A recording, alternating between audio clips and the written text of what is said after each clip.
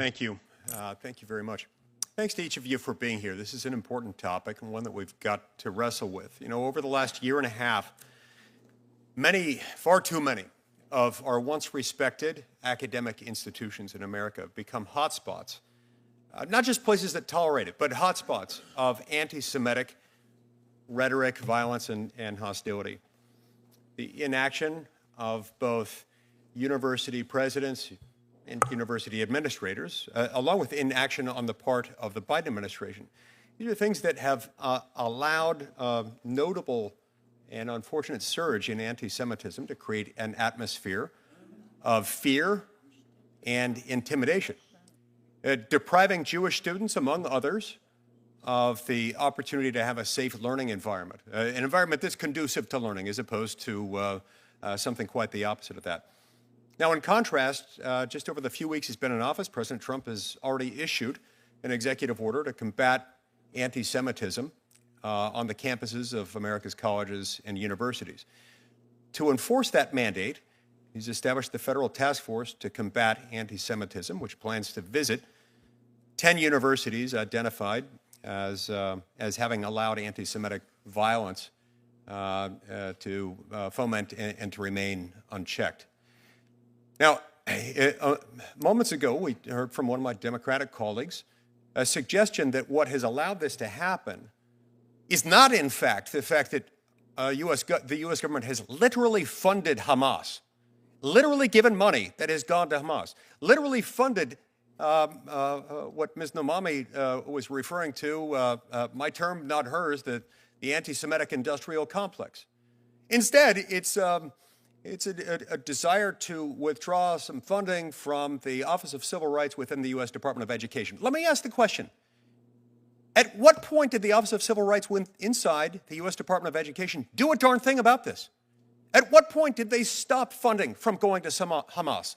At what point did they call for a halt to U.S. government funding of the anti-Semitism industrial complex? They didn't. They can't. He's talking about the wrong enemy. The enemy is before us. It's found in university colleges and administrations and in the prior administration for not doing anything at all about this. Ms. Gohab, with President Trump's administration prioritizing and escalating efforts to eradicate anti-Semitism on our college and university campuses in America, have you noticed any universities making reforms in response to that? Not specifically, but I do understand from what I speak to students, which, by the way, I speak to students almost daily, students who are on campuses not only on the East Coast, but on the West Coast, in the South, and up North. And for the most part, they say that universities, for the first time, are seeming to take anti-Semitism seriously. They're no longer bending knees. What you saw at Columbia and at Barnard was a tragedy. This happened a week ago when students took over a building again. I mean, there's actually a video of the dean asking for permission from the protesters to use the restroom. We can't see that anymore. We can't see that at all.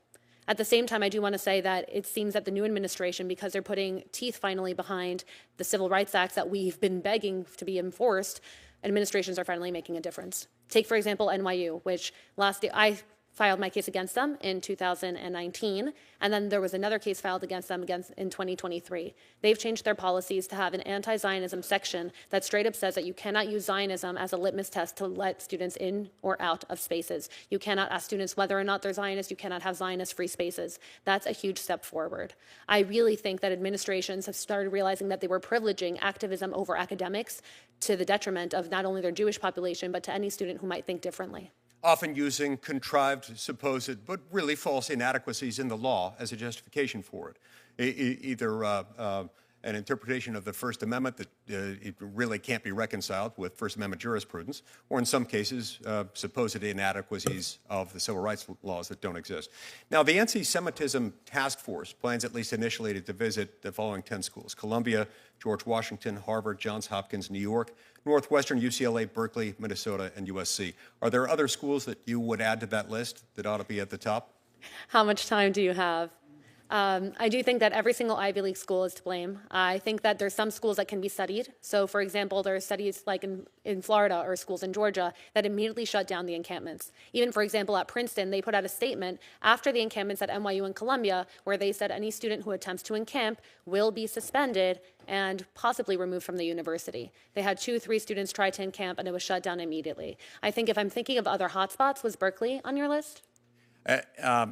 Stanford? It was not. So I'm sure there are lots of others that could be mentioned. Maybe we can cover those in a subsequent meeting. Ms. Nomami, what tools does the U.S. Department of Justice have at its disposal to go after those suspected of committing hate crimes against Jewish Americans? Well, we have to prosecute. And to your earlier point, what has happened is that this anti-Israel industrial complex, as you very eloquently put it, has created franchises at these various universities that have taken money from these malign foreign influence actors. I would add Georgetown University to your list, where I taught journalism, George Mason University, UC Berkeley. They are creating this conveyor belt of radicals that are now going into our streets and on our campuses. The efforts that the Justice Department has to do is, one, investigate the malign foreign influence. Behind me, you will probably recognize the familiar color of the Code Pink activists.